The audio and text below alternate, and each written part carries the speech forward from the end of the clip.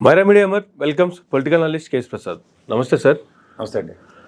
Sir, రాష్ట్రంలో చూసుకుంటే elections ముందు జరిగినటువంటి పరిణామాలు, ఆ తర్వాత రాష్ట్రంలో మారిన ప్రభుత్వం, మారుతున్న రాజకీయ సమీకరణాలు, కుల సమీకరణాలు, అసలు ఎలక్షన్స్ ముందు చూసుకుంటే దాదాపుగా 25,000 కేజీల గంజాయి ఒకటి సీజ్ చేయబడింది ఒక ట్రక్కు పోర్ట్లో.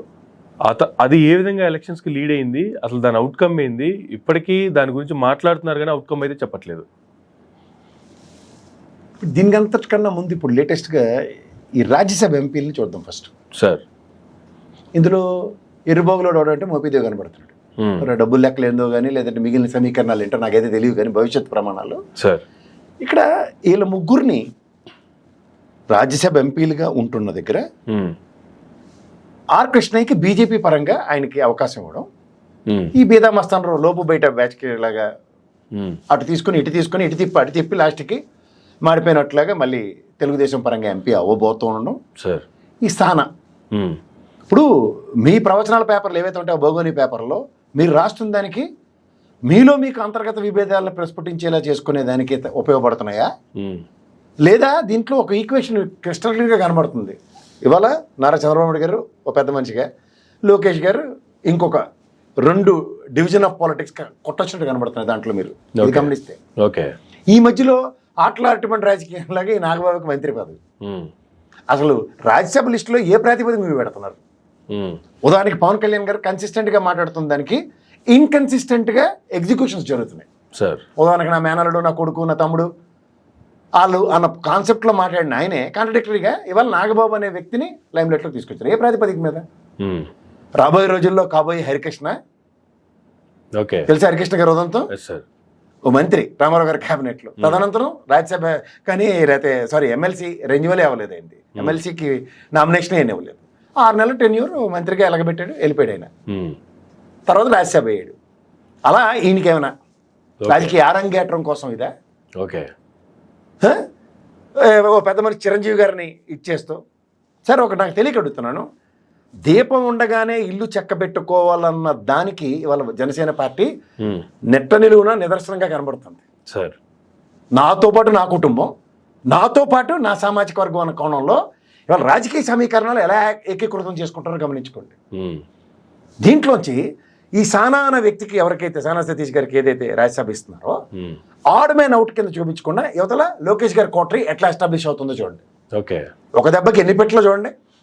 యువతలు ఇటు చూసి అటు చూసి అమాయకమైన చంద్రబాబు నాయుడు గారికి కనబడుతున్నారు. ఎలా అంటే మీరు ఇందులో మీరు మర్మం గ్రహించండి. రామారావు గారి బస్సు యాత్ర, అది చైతన్య రథం యాత్ర, తర్వాత నాకు తెలిసి చంద్రబాబు నాయుడు గారి పాదయాత్ర, తర్వాత లోకేష్ గారి పాదయాత్ర, ఈ 3 కోఆర్డినేట్ చేసింది ఎవరంటే నాకు తెలిసి ఖమ్మంబడి రామ్మోహన్ గారు, ఆయన టీం. ఓకే, ఒక రాజు గారు, ఒక రవి యాదవ్, ఒక చూడు కృష్ణ, హనుమంతరావు గారు, అచ్యుతరావు గారు, ఇలాంటి వాళ్ళు, రాజప్ప, సార్, నెక్స్ట్ గంప గౌతమ్, ఇలాంటి వాళ్ళు ఏరీలు. దీనిలో ఒక ఏరాలో ఖమ్మంపాటి రామ్మోహన్ గారు క్యాబినెట్ హోదాలో ఢిల్లీలో లాబింగ్లో అన్ని చూస్తాం. మళ్ళీ యనమల రామకృష్ణ గారు మండల్లో ఉన్నారు. ఓకే, బట్ నాకు తెలియకడుతుంది దేవినేని ఉమ, ఆయన వర్మ గారు, పిఠాపురం వర్మ గారు, ఈ చేగదనులే కదా. అంతేగా, కళ్ళ ముందు మొత్తం దోపిడీ చేసి ఏమైందో తెలిసిన తర్వాత కూడా ఉమా గారికి ఇచ్చేసి ఆ వసంత కృష్ణ ప్రసాద్ గారికి అదాన్ని పెట్టి ఎమ్మెల్యే టికెట్ ఇస్తే దేనికి ఊడిగాలు? అంటే నాకు తెలిసిన అతిరథ మహారాజులు ఎవరైతే ఉన్నారో పార్టీలో బీసీ కార్డులతో ఉన్న వాళ్ళకి కూడా సముచిత న్యాయం లేదు. పేరుకి మాత్రం పోలిట్ బ్యూరోలో అన్ని క్యాస్ట్లకు సమకూర్పులు కనబడుతూ ఉంటే, కానీ వాస్తవానికి నోట్లో మట్టి కొట్టేదానికి సంవత్సరాలు 20 సంవత్సరాలు 30 సంవత్సరాలు పార్టీలు నమ్ముకుని ఇలా పనిచేస్తున్న వాళ్ళకి ఎవరికి అనుమానం రాకుండా జీవిరెడ్డి లాంటివాడికి అదే వేదికగా అక్కడ గట్టిగా మాట్లాడేసిన టక్కుమని ఆయనకి పదవి ఇచ్చేసి అంటే అంటీ ముట్టినట్టు అన్నమాట. ఈ టచ్ మినాట్ రాజకీయాల్లో నిజంగా పార్టీని నమ్ముకొని కమిట్మెంట్తో పనిచేస్తున్న వాళ్ళకి ఎక్కడ సముచిత స్థానాలు ఉన్నాయి? నేను చదివిన పేర్లలో నాకు తెలిసి ఆయన సత్యనారాయణ రాజుకి అనుకుంటాను ఎమ్మెల్సీ ఇచ్చారు అంతే. కంబడి రామ్మోహన్ గారు 8 సంవత్సరాలు బట్టి అజ్ఞాతంలో, అంటే ఇదే ఫ్రంట్ ఎండింగ్ వారియర్ కింద ఉన్న అతను ఎక్కడ కనబడకుండా ఎలా ఉంటాడు? ఆయన టీంలో మిగిలిన వాళ్ళు ఎవరు, వాళ్ళు చేసిన పనులు ఎవరికి తెలియట్లేదా? సో ఇవన్నీ మీరు ఒక దగ్గర క్రానికల్ ఆర్డర్లో పెట్టుకుని వస్తే పాదయాత్రలో సహకరించిన వాళ్ళు లోకేష్ గారి టీం వాళ్ళందరూ సురక్షిత ప్రదేశాల్లో ఉన్నారు, మంచి పొజిషన్లో వచ్చేసి గమ్మున ఉన్నారు. లేని వాళ్ళు అంటే మీకైతే ఒక పీరియడ్ అయిపోయిన తర్వాత రిటైర్మెంట్లు వీళ్ళు పార్టీల కోసం త్యాగం చేయాలన్నది కాన్సెప్ట్లు ఉంటాయి. కానీ వీళ్ళకి వచ్చిన త్యాగాలు ఎక్కడ ఉన్నాయి? ఇక్కడ మళ్ళీ జగన్మోహన్ రెడ్డి క్యాస్ట్ ఈక్వేషన్స్, రెడ్లికి పెద్ద పెట్టేసేసాడు, ఇవన్నీ చెప్తున్నప్పుడు మీ చంద్రబాబు గారు పెద్ద పెట్టేస్తున్న వాళ్ళకి పార్టీలో ఉన్న అతిరథ మహారాజులకి గండి పడుతుంది ఎక్కడైనా మాట్లాడుతున్నారా? ఇవి ఎక్కడ చర్చనీయాంశాలు కానీ. దీనికి ఏంటంటే వాళ్ళ స్ట్రాటజీస్ ఈ బోగోని పేపర్లు, ఈ బోగోని ఛానల్ త్రూగా మీరు ఇందాక అడిగిన వైజాగ్ పోర్టు విషయం, 25,000 కేజీల డ్రగ్స్తో రాష్ట్రం ఏం చేయబోతున్నారని గొల్లు పెట్టారు. ఇవాళ మీరు సోషల్ మీడియాలో మాట్లాడిన వాళ్ళ మీద, వీళ్ళందరి మీద చేసినప్పుడు గౌరవ సిబిఐ కానీ, గౌరవ న్యాయస్థానాలు కానీ, గౌరవ కేంద్ర ప్రభుత్వాలు కానీ, ఎందుకంటే ఒక పోర్ట్ని ఆ విధంగా ఆపాదించి మాట్లాడుతున్నప్పుడు వీళ్ళు ఎందుకు సబ్జుడీస్గా తీసుకొని ప్రొయాక్టివ్గా పరువు నష్టం దావా కేసులు ఎందుకు వేయకూడదు? నిన్నే కదా జగన్మోహన్ రెడ్డి గారు అదే పని చేశారు కదా, 100 కోట్ల డెఫమేషన్ కేసు చేశారు ఇద్దరి మీద. దేనికి వేశారు? నిజం అన్నది వాళ్ళు ఒక ఎలక్షన్ ఇంజనీరింగ్ లాగా ఎలక్షన్ ఆరాకి లీడ్ చేసుకుంటూ వచ్చారు. This is modus of operandi. ఈ మోడస్ ఆఫ్ ఆపరెండాలో ప్రజల్ని పక్కదారి పట్టించే హక్కు ఎవరిచ్చారు? పత్రికా స్వేచ్ఛన దుర్వినియోగం చేయడానిక? ఆ టైంలో రాసిన రాత్రులు ఎలా ఉన్నాయండి ఆ 25 కేజీల వల్ల? అవును. ఇవాళకి కూడా గంజాయిలో మీ ఫ్లోర్లో ఎమ్మెల్సీలు, ఎమ్మెల్యేలు కూడా గడపలో జరిగిన ఉదంతాల్లో ఒక ఎమ్మెల్యే గారు, కొత్తగా ఎమ్మెల్యే గారు ఎలక్ట్ అయిన విధానం, మాట్లాడిన విధానం ఒకసారి గమనించుకోండి. ఈ రీసెంట్ పాస్ట్లో జరుగుతున్న అఘాయిత్యాలు, ఆడపిల్లల మీద జరుగుతున్న అఘాయిత్యాలు కానీ, ఘోరాలు కానీ ఏ విధమైన ప్రొవొకేషన్స్తో జరుగుతున్నాయి గమనించుకోండి. ఓకే, మీరు ల్యాండ్ టైటిలింగ్ యాక్ట్లో నిన్న మొన్న రిలీజ్ అయిన 500 కోట్లతో మీరు ల్యాండ్ టైటిలింగ్ యాక్ట్ని రద్దు చేసామని చెప్పి ప్రజల్లో భ్రమలు క్రియేట్ చేస్తూ కేవలం అమాయకంగా రాళ్ల మీద రంగులు వేసిన పాపానికి, ఆయన బొమ్మ వేసిన పాపానికి అదేదో భ్రూణహత్య చేసినట్టుగా పోర్ట్రేట్ చేసుకుంటూ ఇవాళ మీరు కాగల కార్యాలు గంధర్లలో తీర్చినట్టు మీరు సముచితంగా సమన్వయంగా దాన్ని పాసిఫై చేసుకుంటూ రాష్ట్రానికి ఏదో అన్నట్టుగా అద్భుతం చేయబోతున్నట్టుగా భ్రమింప చేసే కార్యక్రమాలు, విద్యుత్ మీటర్ల లగాయతు ఉరితాల్లా. ఇప్పుడైతే అదొక అద్భుతం చంద్రబాబు నాయుడు గారు ఆయనలో జరుగుతున్న ఒక విపరీతంగా చెప్తున్నారు. నాడు నేడు స్కూళ్ళు ఆయన అంత పరివర్తన చేస్తే ఇదే ఎలక్షన్స్ ముందు ఇదే పవన్ కళ్యాణ్ గారు లాంటి 2019లో కింద కూర్చుని పిల్లలతో మాట్లాడిన దగ్గర వాళ్ళ బెంచులు అలాంటి స్థాయి కలిగిన వ్యక్తులే సర్ప్రైజ్ అయ్యి మాట్లాడుతుంటే, రీసెంట్గా చంద్రబాబు నాయుడు గారు బాపట్ల వెళ్ళి స్కూల్లో కూర్చొని మాట్లాడొచ్చారు. అదే ముగ్గుల టీచర్ అమ్మలు ముగ్గులు వేస్తే దాని కదా ముగ్గులతో సంపద సృష్టిస్తారా? అంటే నేను అంటుంది ఏంటంటే పిల్లల భవిష్యత్తు కోసం ఇవాళ మనం దేశ జనాభాను దృష్టిలో పెట్టుకొని కొన్ని రాష్ట్రాలైనా సమతుల్యతను పాటిస్తున్న దగ్గర ప్రొవకేషనా సార్? ఏంటి పిల్లలు పుట్టించడమే ప్రాతిపదిక కింద? మీకు వర్తించదు అది? మీరైతే నియంత్రణ పాటిస్తారు, కానీ వేరే వాళ్ళైతే నియంత్రణ కోల్పోయి వెచ్చలవిడిగా పిల్లలు పుట్టించాలా? దేనికి? ఇప్పుడు ఇదే నీతి ఆయోగ్ వచ్చి 1,45,45,00,000 మంది రేషన్ కార్డులు ఉన్నాయంటే బిలో పవర్టీలో ఎంతమంది ఉన్నారో చూసుకున్నప్పుడు పవర్టీ నిర్మూలనకి వాళ్ళ సంతాన ఉత్పత్తితో కాదు కదా, ప్రభుత్వ సంక్షేమ పథకాలతో ప్రభుత్వం పరిరక్షించుకుంటూ ముందుకు తీసుకెళ్ళి నేపథ్యాలే లేవు కదా. ఈ 6 నెలల్లో గత ప్రభుత్వం ఇచ్చిన సంక్షేమ ఫలాల్లో ఒక్కటి కూడా ముందుకెళ్ళట్లేదు కదా. అంటే నేను అంటుంది ఏంటంటే ప్రాస్పరిటీ ఆఫ్ ఒక స్టేట్ విషయంలో వాళ్ళ అధికారమే పరమావధిగా తీసుకున్న కోణంలో చూస్తే మీరు ఆద్యంతం గమనిస్తే వాళ్ళ అధికారంలో లేరు కాబట్టి వేరే వాళ్ళ అధికారంలో ఉన్నప్పుడు వాళ్ళు చేసినవన్నీ భ్రూణ హత్యలతో పోలుస్తూ ఈ అధికార స్థాపన జరిగిన తర్వాత ఆ కంపారిటివ్ పాలిటిక్స్లో నేను మళ్ళీ చెప్తున్నా, ఒక 78 సంవత్సరాలు ఈ స్వతంత్రంలో జగన్మోహన్ రెడ్డి అనే ఒక రిఫార్మర్, ఎందుకు రిఫార్మర్ అంటున్నానంటే ఒక దార్శనికుడిగా అభివర్ణించబడిన చంద్రబాబు నాయుడు గారు ఇవాళ ఒక ఎస్ఎం కృష్ణ గారు అనే మహనీయుడు చనిపోయాడు. ఎందుకు చెప్తున్నానంటే ఆనాడు రాజీవ్ గాంధీ గారి కన్నా కళలు కంప్యూటరైజేషన్ అన్న దాంట్లో the first success generations has come from Bengaluru. So తర్వాత in span of no time ఎక్స్పాన్షన్స్లో పూణే కానీ, హైదరాబాద్ కానీ, చెన్నై కానీ, ముంబై కానీ, ఢిల్లీ, నోయిడా ఇలాంటివన్నీ ఏ విధంగా సంతరించుకున్నాయో అలాంటి ఆద్యులు ఉన్న దగ్గర లైమ్ లైట్లోకి ఒక పబ్లిసిటీ స్టంట్ కనుక ఉంటే దాంట్లోంచి ఎలాంటి పోర్ట్రేషన్స్ వస్తాయో ఆంధ్రప్రదేశ్ రాష్ట్రం నిలువెత్తు నిదర్శనం. సో ఈ కార్యక్రమంలో మీరు మనని పరిరక్షించడానికి ఒక వర్గం, అది పేపర్ రూపంలోనో, ఇండస్ట్రియలైజేషన్ రూపంలోనో, ఆర్థిక మూలాలతోనూ పనిచేస్తున్న దగ్గర అవుట్ ఆఫ్ ద బాక్స్ పనిచేసిన జగన్మోహన్ రెడ్డిని ఈ రోజుకి కూడా 6 నెలల ప్రస్థానంలో కూడా ఈ రోజుకి కూడా నల్లిఫై చేయడానికి చేస్తున్న కుట్రలు గమనించుకోండి. ఎందుకంటే డ్రగ్స్ అన్నారు ఎలక్షన్స్కి, నెక్స్ట్ ఆ ల్యాండ్ టైటిలింగ్ యాక్ట్ అన్నారు, మద్యం ఇవాళ ఏర్లే పాటిస్తున్నారు. నేను చాలాసార్లు చెప్తూ ఉంటాను Raymond's and Chandana brothers comparisons ఇస్తూ. ఇవాళ రాష్ట్ర ఖజానాకి వచ్చిన కష్టమే వచ్చింది దానివల్ల చెప్పండి. ఇవాళ ఈ కొత్త మద్యం పాలసీ వల్ల రాష్ట్ర ఖజానాకి వచ్చిన అద్భుతం ఏంటో చెప్పమనండి. దీనివల్ల ఈ రెవెన్యూ ఈ విధంగా తీసుకొచ్చి దీన్ని ఈ విధంగా ప్రాస్పరిటీకి for the sake of state అన్నది చెప్పమనండి. 6 నెలలు అయింది ఇవాళకి. మీకు జ్ఞాపకం ఉందా? మన రాజధాని లేని రాష్ట్రం అనే అవమానాలు పాలైపోతున్నాం అని చెప్పారు కదా. కేంద్ర ప్రభుత్వం నుంచి గజెట్ ఎందుకు తెప్పించలేకపోతున్నారు? Yes sir. శాశ్వత రాజధాని అమరావతిని చెప్పించలేకపోతున్నారు అంటే ఎక్కడో ఏదో తేడా ఉంది. 3 రాజధానులు అని చెప్తున్నారు కదా ఆయన కూడా. మీ మాటల్లో కూడా మీరు చెప్తే అదేదో గీతా ప్రవచనాలు చాగంటి కోటేశ్వరరావు గారు చెప్పినట్టు వినాలి, ఎందుకంటే ఇవాళ చాగంటి కోటేశ్వరరావు గారు మీ దగ్గర ఉన్నారు కాబట్టి.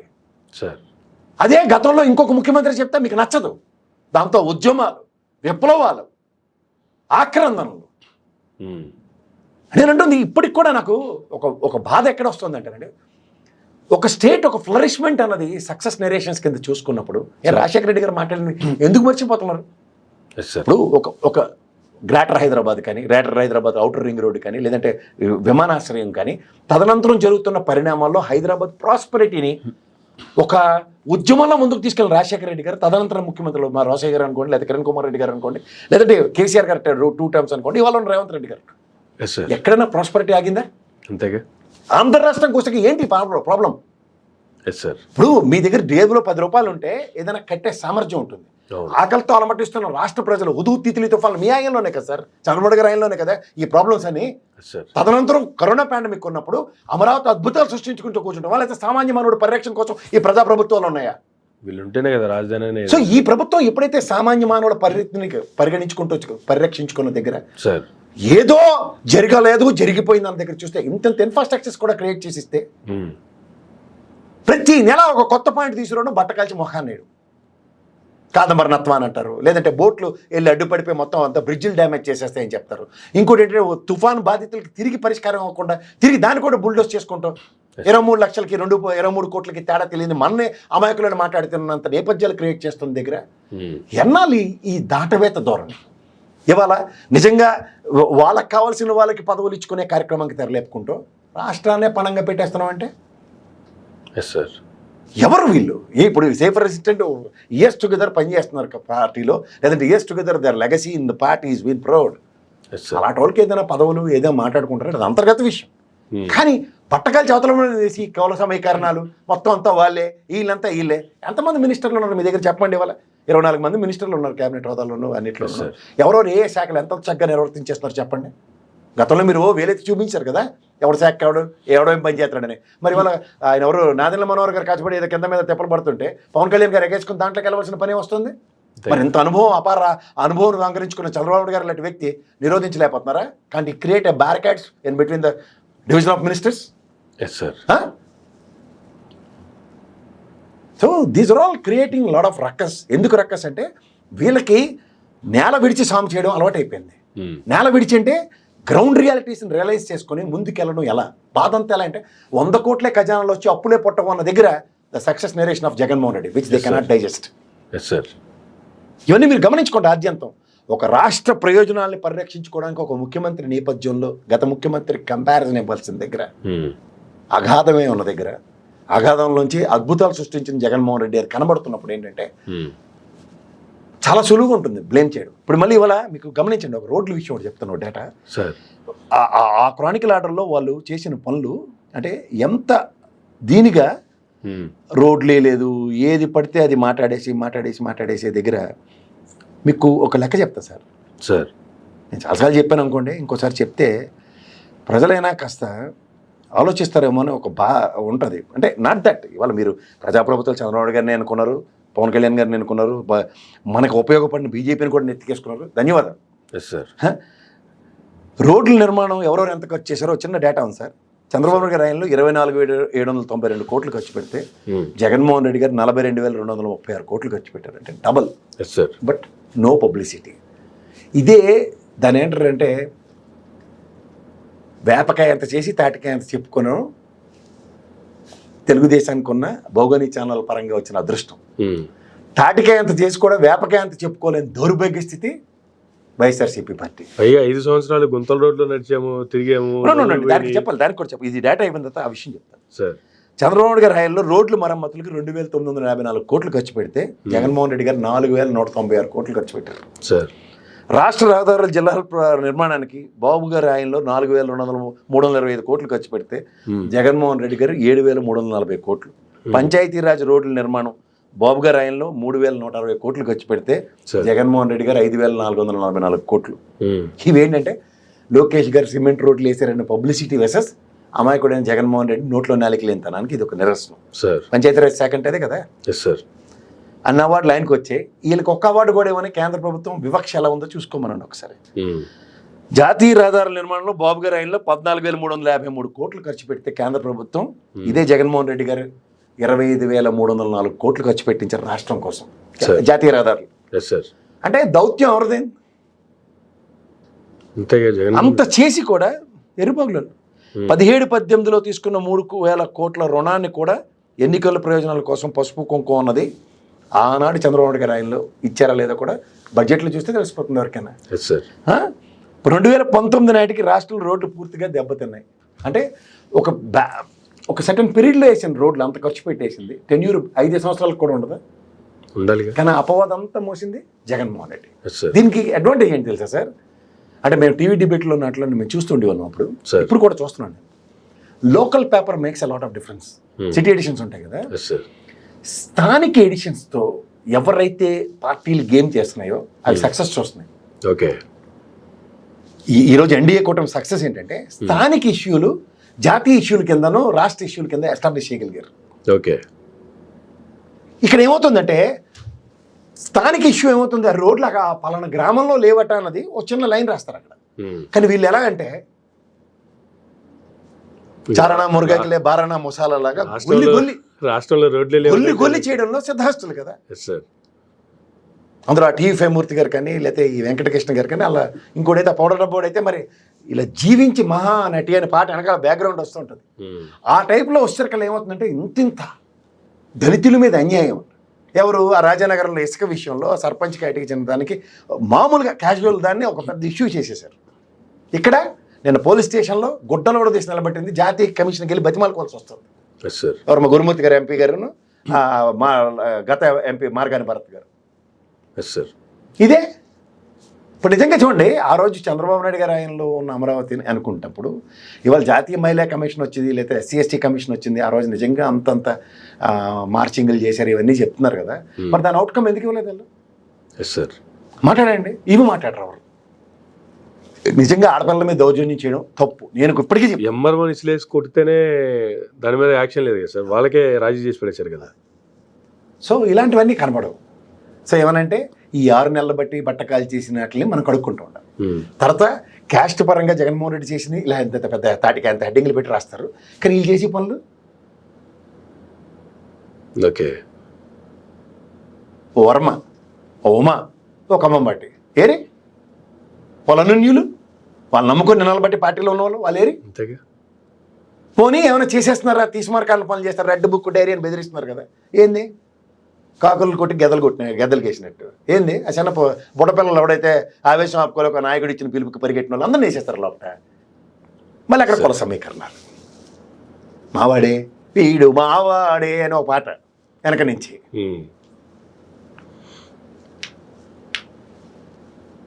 ఇప్పుడు ఫ్యామిలీ మొత్తం ఈ రకంగా చిన్నగా క్యాబినెట్లోకి వచ్చేయాలంటారా?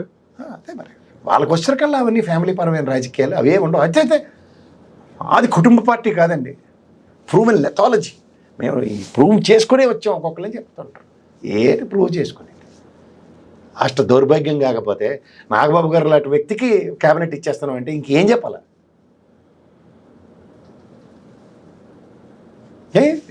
మరి రాజకీయాల్లో అత్యంత మహారథుడు ఔన్నత్యాన్ని చాటుకుంటున్న పవన్ కళ్యాణ్ గారు ఉన్నప్పుడు నా కోసం త్యాగం చేసిన పిఠాపురం వర్మ గారు మీరు రండి క్యాబినెట్లోకి, లేదు మీరు రండి ఎమ్మెల్సీ అని పిలుపునిచ్చిన ఉదంతం ఏది? ఏ మళ్ళీ వీడు మావాడే పాట ఇటు పక్క అటు వస్తే పాట అది వినపడదు. ఇక్కడ మళ్ళీ లోకేష్ గారు వీడు నావాడు నాన్నవాడు కాదు, నాన్నవాడు నాకు వద్దు. మీకు అర్థమవుతుందా? నావాడే కాదు. మీరు పెద్దవాళ్ళు అయిపోయారండి, ఇంకా మా దీనికి మేకప్ అవ్వట్లేదు.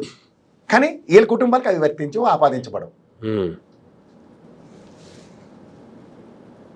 గమనించుకోండి. ఇవాళ ఆర్ కృష్ణయ్య గారికి ఇచ్చారు, బీజేపీ సభ్యత్వమే లేదు. వాళ్ళు ఎంతకన్నా పరాకష్టాలు ఆంధ్రప్రదేశ్ బీజేపీ వాళ్ళు. సోమవీర్రాజు గారు లాంటి వ్యక్తి అయితే నరేంద్ర మోడీ ఎవరు ఇస్తున్నాను అడుగుతాడు. పార్టీ అధ్యక్షుడు నరేంద్ర మోడీ గారితో సమకాలికుడు ఎత్తను. అప్పటి నుంచి RSS సిద్ధాంతాలని బీజేపీ పార్టీ ఇప్పుడు నమ్ముకున్నాడు. అది వాళ్ళకున్న గుర్తింపులు. అందుకే వెనకాల కొనసాగండి, వెనకొచ్చిన తొక్కన ముందు వచ్చిన కొమ్ములు వాడని. అందుకే కిరణ్ కుమార్ రెడ్డి గారు, పురంధేశ్వర గారు వీళ్ళందరూ లైమ్ లైట్లో ఉంటారు. వాళ్ళు వెనకాల పాపులం మేమని పాట పాడుకుంటూ తిరుగుతూ ఉంటారు. అది ఆ బీజేపీ గొప్పతనం. నాగబాబు గారికి ఎప్పుడైతే క్యాబినెట్లోకి ఎంట్రీ అనేటువంటి వార్తలు బయటకు వచ్చాయో, గతంలో ఆయన బాలకృష్ణ గారి మీద ఎటువంటి కామెడీ షోలు చేశారు, ఆయన యూట్యూబ్ ఛానల్ వేదిక కానీ ఎటువంటి ఇప్పుడు అన్నీ బాగా ట్రోల్ అవుతున్నాయి. అవన్నీ కన్నా ఇప్పుడు హైపరాది గారికిను ఆర్పి గారు వాళ్ళిద్దరు కూడా చాలా కష్టపడ్డారు దాని నుంచి వచ్చి. వీళ్ళకి కూడా సముచిత న్యాయం జరిగిపోతే బ్యాలెన్స్ నెక్స్ట్ ఎమ్మెల్సీలోనే ఖాళీగా ఉంటే లోకేష్ గారు యూత్ బ్యాలెన్స్ అయిపోయినట్లు లెక్క అవుతుంది. ఎందుకంటే దిస్ ఇస్ క్వైట్ రెడిక్యులస్. పాదయాత్రల్ని గల్లీలు నాయకుల్ని సమన్వయపరచుకోవడం అంటే చిన్న విషయం సార్. దానికి ఎంత ఇది ఉంటుంది తెలుసా సార్? ఊర్లు ముందు ప్రక్షాళించి తిరిగి ఏ కూడలి ఎక్కడ సమావేశం పెట్టాలి, ఏం చేయాలా, ఇక్కడికైతే ఏ పక్క గ్రామాల నుంచి గ్యాదరింగ్ ఎంత ఈజీ యాక్సెస్ ఉంటుంది, కనెక్టివిటీ ఎలా ఉంది, ఎంత మ్యాపింగ్లు ఉంటాయి. అమాయకంగా కనబడచ్చు కానీ ఖమ్మం బట్టి రామంలో ఇంగ్లీష్ రాకపోవచ్చు, అది వేరే సంగతి. కానీ మేనేజ్మెంట్ షో అని కానీ అతను టీం వర్క్ చేసే విధానం ఉంటుంది. నాకు తెలుసా రాజుగారు ఒక్కడికే ఎమ్మెల్సీ సముచిత స్థానం పడింది, కానీ రవి యాదవ్ ఇలాంటి వాళ్ళు అందరూ పక్కెళ్ళి ఆడుకో బ్యాచ్ అయిపోయారు. నాకు మీరు అబ్జర్వ్ చేశారు మంగళగిరిలో ఆ పక్కన లోకేష్ గారు పార్క్ ఒకటి కట్టారు, వెళ్ళి పక్కెళ్ళి ఆడుకోని ఇలాంటి వాళ్ళు అందరికీ వెళ్ళి ఆడుకోమని చెప్పేస్తూ ఉంటారు. సో ఇవన్నీ లేదు సార్. ఇప్పుడు నేను చాలా సీరియస్గా గమనిస్తున్న విషయాలు చూస్తే ఈ 6 నెలలు బట్టి సార్, దాసరి తప్పులు దండంతో సరైన ఒక సామెత ఉంది చూడండి. ఏంది సామెత అన్నది చూస్తే ఈ 6 నెలలు బట్టి పెద్దానికి చూడండి, గతంలో చూడండి రంగులు వేల కోట్లు తగలబెట్టేశారు, చచ్చిపోయారు, ప్రపంచం తెరబడిపోయింది, ఈ రంగుల వల్ల ప్రపంచం ఆగిపోయింది అని చెప్పారు. నాకు ఆ కామెడీ ఎలా ఉంటుంది సార్? ఊర్లు స్టార్టింగ్లో ఇల్లు ఉంటాయి, కొంతమంది నాగార్జున సిమెంట్ వాళ్ళు లేకపోతే ఇల్లు ఇంటికి పెద్ద రంగులు వేసేసి ఆ ఊరు స్టార్టింగ్ లో పెయింట్ వేస్తారు. అలాగే గుర్తు ఎవరైతే ఇప్పుడు అన్న క్యాంటీన్కి పసుపు రంగు కాకుండా బ్లూ కలర్ వేసారైతే అన్ని పసుపు రంగులే. అదే చెప్తున్నా, ఏ పార్టీకి ఆ పార్టీకి రంగులు అయితే ఇష్టమే, కానీ వేరే వస్తారు కలమ ఆడైతే తప్పు, వీళ్ళైతే రైట్.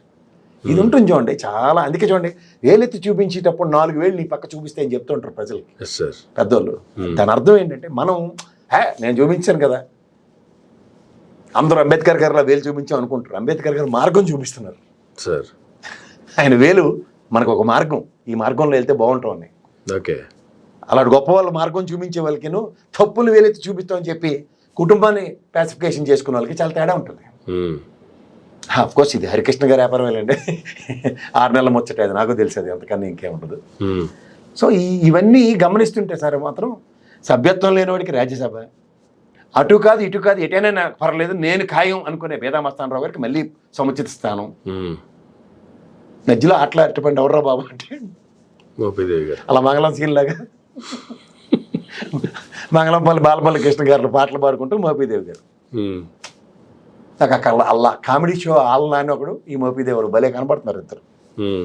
సార్ ఢిల్లీ పరిణామాలు చూసుకుంటే సార్, 100 కోట్ల పరువు నష్టం దావా వేసినటువంటి జగన్మోహన్ రెడ్డి గారు 2 పత్రికల మీద, దీని అవుట్కమ్ ఎలా ఉండబోతుంది, ఏం జరగబోతుంది అంటే ఏం చెప్తారు సార్? తెగించినోడికి అనేటువంటి డాట్స్ పెట్టుగా ఉంటాయి.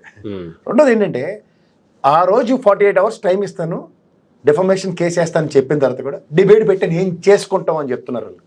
సార్ అంటే మీకు ఎప్పుడైనా గుర్తుంచుకోండి సార్, వ్యవస్థలో విత్తనాలు నాటితే అవి మహావృక్షాలై తెలుగుదేశం పార్టీ కలకలలాడుతుంది. వ్యవస్థని పునర్నిర్మించే కార్యక్రమానికి తెరలేపిన జగన్మోహన్ రెడ్డికి ఇలాంటి పాబంతకాలు సర్వసాధారణం. నమ్మినోడు నట్టేట ముంచడం ఆయనకి అలవాటు అయిపోయింది, మునుగుతూనే ఉన్నాడు. ఎందుకంటే ఈతరంలోని ఎక్కడ నీళ్ళలో తోశారు అనుకోండి, వాడు అటెంప్ట్స్ ఎలా ఉంటుంది తెలుసా? మనకి ఈత వచ్చినా రాకపోయినా కాలుతో తంతే పైకి లేస్తుంటాడు. 3-4 సార్లు ఎవడో ఒకడు ఎక్కడో దగ్గర ఆపన్నహస్తం వస్తుంది, బయటకు వస్తామన్న దీంతో పోరాటం చేస్తుంటాడు. Because when he has not committed suicidal టెండెన్సీని ఇంజెక్ట్ చేసి పోరాటం జరుపుతున్నారు అనుకోండి, ఆ పోరాటం విలువ తెలియదు, వాడు బయటకు వచ్చే ప్రయత్నం. That is what Jaganmohan Reddy is. వీళ్ళు ఏంటంటే 37 దాడి చేసి ఆయనలో ఒక స్తబ్దతని నెలకొల్పుదామని చూస్తున్నాడు. అతను ఎంత స్థితప్రజ్ఞుడు అంటే, తెల్లారులేస్తే జైలుకి వెళ్ళిపోతావు అన్నా అని బెదిరిస్తే కూడా పక్కోడు వచ్చి పరిగెట్టుకొచ్చి చెప్తే, రేపు కదా ఇవాళ ఇక్కడ ఈ సమస్య ఏంటి, ఈ పరిష్కారం చేసుకునే దాని మీదే మాట్లాడదాం అని పులివెందులో నిలబడిన ఉదంతో నాకు తెలుసు. సో అలాంటి వాడు ఎప్పుడైనా సరే అదే చెప్తున్నాడు. ఇప్పుడు ఈ పరువు నష్టం దావా అన్నది ఏంటంటే, అసెంబ్లీ సాక్షిగా బస్సులు ఏం లేవులేండి, మేమే ఆర్టీసీకి ఆదాయం కట్టారు అని చెప్పినంత సులువుగా, మేము 3,000 4,000 ఈ చీట్ల పాట మార్గదర్శి చీట్ల పాటలా మాట్లాడినంత సులువుగా 1,54,54,00,000 అని మమ అనిపించేసినంత అశ్వత్థ మత కుంజరలాగా పవన్ కళ్యాణ్ గారి నోట్లోంచి చెప్పించిన ఉదంతం. ఇవాళ గౌరవ సిబిఐ వైజాగ్ పోర్ట్లు 25,000 కోట్లు డ్రగ్స్ పట్టుకోలేదని, ప్రభుత్వానికి ఏ సంబంధం లేదని, ఇది ఎవడూ అన్యాక్రాంతం కలదు, ఆ షిప్లో డ్రగ్స్ లేవన్న విషయం చెప్పడంతో, అలా కాదంబరి నత్వాన్ని కుక్కల విద్యాసాగర్ కానీ లోపటేసి చిన్నపిల్లని చేసి ఆడుకోవడం కాదు సార్. ఎవరినైతే బ్లేమ్ చేద్దాం అన్నాడు, ఎవరిని జిందాలోని ఆయన కరాచీ నరేంద్ర మోడీ గారు ఇద్దరు కలిపి ఫ్లైట్లో వేసుకుని అది నవాజ్ షరీఫ్ గారిని కలవడానికి చేరవడానికి, అప్పుడు అనువురాని చోట అధికులం అని రాదని పక్క తప్పుకుని కుక్కల విద్యాసాగర్తో ఆడుకున్నంత సులువు కాదు కదా. అలాగే కుక్కల విద్యాసాగర్కి ఆ నత్వానికి ఉన్నది ఏంటి, పర్సనల్. ఆ అమ్మాయిని బెదిరించిందని ఆడు డబ్బులు తప్పెట్టుకుంటాడని ఈ సావుకి పోలీస్ కంప్లైంట్ ఇచ్చినాడు, ఎవడో నిద్ర లేచి కాస్త పని చేశారు. దీన్ని ఎక్కడికి ముడిపెట్టారు, ఆ జందాలోడికి ముడిపెట్టారు. అవుట్కమ్ అబ్బదబ్బ జబ్బ. బోట్లు గుద్దిసే చచ్చిపోయి ప్రపంచం తెరబడిపోయిందని చెప్పాడు. రాజకీయాలు అంటే అసలు తెలియని వ్యాపారస్తుడు సుజనా సోదరులు అటు. ఏమైంది అలా మీరు ప్రతిదీ తీసుకోండి. బట్ట కాల్చండి, తిరుపతి లడ్లు, సుప్రీంకోర్టు ఇచ్చుకుని జలక్ మామూలు కాదు. అదే అయితే ముట్టికాయలు వేసిన హైకోర్టు సుప్రీంకోర్టులు అని హెడ్డింగ్లు రాసినంత సులువు కాదు కదా. ఇంకోటికి నచ్చమైన ఇక్కడ ఇచ్చేసి తిరుపతిలో ప్రక్షాళన, అదేంటంటే దర్శనం రద్దు, శాసించేస్తున్నాం మేము. ఎంతంత అన్యాక్రాంతాలు అయిపోయి కళ్ళ ముందు దేశ విదేశాల్లో స్వామివారి ఆలయాలు ఎలా కట్టారో ఆ డబ్బులతో శ్రీవాణి ట్రస్ట్ వచ్చినవి అనా పైసలతో లెక్కలు తేలి అయితే ఏం చెప్పారు, నేలమాలికలు తాడేపల్లి భవనాలన్నీ నేలమాలికలు. ఎందుకంటే వీళ్ళు కడుపు అంట. ఒక ఆంటర్ప్రెన్యూర్ ఒక సొంత ఇల్లు కట్టుకుంటే ఎలా కట్టుకుంటాడు, వాడు కళల సౌధం సాకారం చేసుకుంటాడు. Think big. అదే అబ్దుల్ కలాం గారు లాంటి మహనీయుడు చెప్తే అందరికీ నచ్చుతుంది. కళలు కనండి, కళలు సాకరించుకోండి. కళ్ళ ముందు జగన్మోహన్ రెడ్డి పెట్టాడు, కళ్ళ సాకరించుకుంటే మాత్రం నచ్చదు. ఆయన ఎలా సాకరించుకుంటాడు, మేమైతేనే మా మార్గదర్శి వాడు నిన్ను డబ్బులు ఎత్తుకెళ్ళిపోయినా, సుప్రీంకోర్టులో రెడీ అయిపోయినా సరే, మళ్ళీ లిస్టే కేసులు వచ్చినా సరే, చచ్చి మావాడైతే తప్పు చేయడు, నచ్చని పచ్చపోసాడు. వేరేవాడైతే మాత్రం అర్రే. ఇప్పుడు చంద్రబాబు నాయుడు గారు కూడా 5 ఎకరాల పొలం తీసుకున్నారు కదా రాజధానిలో. తీసుకుంటారండి, వాళ్ళకైతే 2 ఎకరాలు ఇల్లు అంటారు. ఎవరి కేసు గ్యాప్ ఉందా, ఎవరు మన దూలిపల్లి నరేంద్ర ఏమండి మాది రాజవంశం అండి, 2 ఎకరాలు కొనలేనా, ఇది సమాధానం వాళ్ళు. అలా మేము ప్రతి సంవత్సరం ఐటీలు డిక్లేర్ చేస్తామండి, ఆఫ్టర్ ఆల్ 5 ఎకరాలు కొనలేమా. చంద్రబాబు గారు అట్లాంటి వ్యక్తి 5 ఎకరాలు కొనలేరా.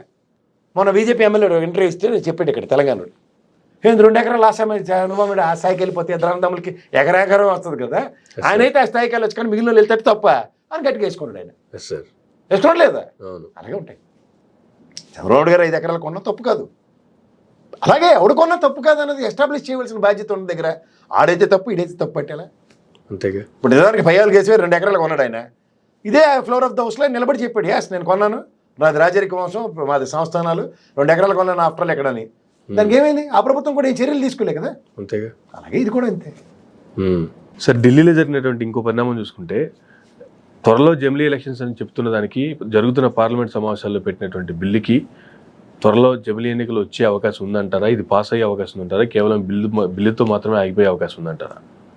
ముఖ్యంగా కాంగ్రెస్ జడ్డితనాన్ని పక్కకు పెట్టాలండి కాస్త సార్. ఎందుకంటే ఇప్పుడు మీరు ఇవాళ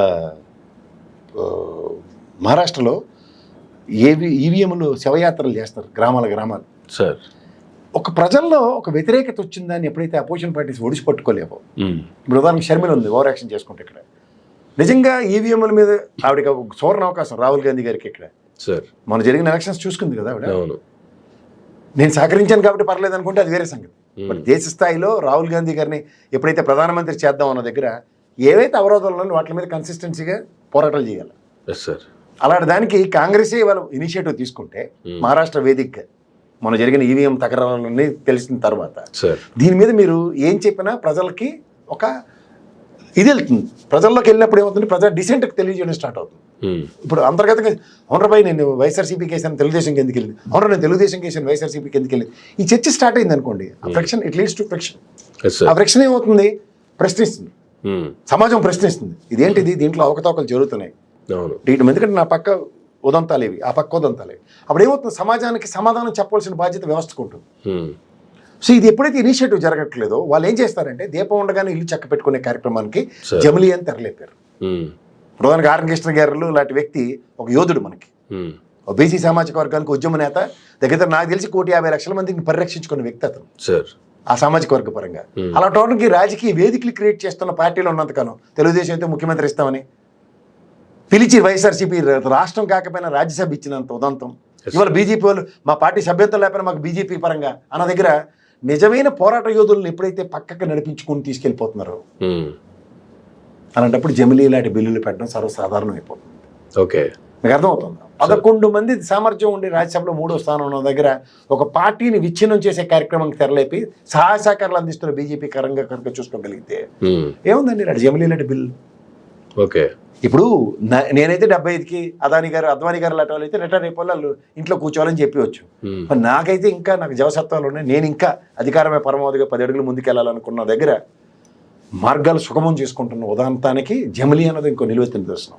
మొన్న మహారాష్ట్ర నిజంగా ఆ కూటమి గెలవలసిన మాడికి బదులు వాళ్ళు గెలవలసిన నేపథ్యంలో అంత వ్యతిరేకత ఉన్న ఆ ముఖ్యమంత్రి వైఫల్యాన్ని కూడా వాళ్ళ పక్క సద్వినియోగం మర్చుకోవడానికి ఎలా ఉపయోగపడుతున్నాయి దానికి అంటే ఈవీఎంను మనం బ్లేమ్ చేయడం అది కనబడుతుంది. కానీ ప్రజల్లో అంతమంది ఒక గ్రామాలు తరగబడుతున్నాయి అన్న దగ్గర నిష్పక్షపాతంగా జరగవలసిన ఒక రాజకీయ ప్రజా వేదికలైన ఎలక్షన్స్లో ట్రాన్స్పరసీయే కొరబడినప్పుడు ఫామ్ 20లో ఉన్న వచ్చారు కానీ లేదంటే ఆ విలేజ్లో ఉన్న ఓట్లకి పోలేని ఓట్లకి నేను వేసిన ఓటు ఎటుపోయింది అన్న సమాధానం చెప్పుకోలేని నిస్సాయ స్థితిలో వ్యవస్థలు పనిచేస్తున్న దగ్గర వాళ్ళు దీపం ఉండగానే చెక్క పెట్టుకోవడానికి చేస్తున్న ఒక కృత్రిమమైన యుద్ధమే ఈ జమిలీ ఎలక్షన్.